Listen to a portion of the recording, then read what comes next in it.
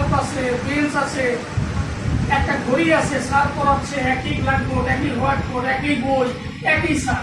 কিন্তু এখান থেকে আমরা 30 জনের ভিতর থেকে অনেকে চান্স পাচ্ছি, অনেকে চান্স পাচ্ছি না। কেন? কারণ একই তো চেয়ার, একই তো টেবিল, একই বই, একই স্যার, একই স্যারের লেকচার, একই ক্লাস।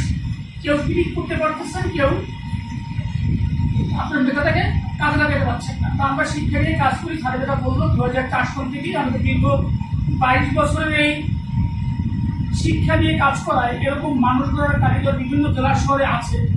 আমরা চাই এই মফস্বল অঞ্চলে থেকেই আপনারা স্যারদের গাইডলাইন, নিয়মিত ক্লাস করা, নিয়মিত পড়া দেওয়া এবং ভালো মানের একটা বই, সেটা যে হোক। বাজারে অসংখ্য বই রয়েছে, জয়পুরি পাবলিকেশন দীর্ঘদিন ধরে কাজ করতেছে।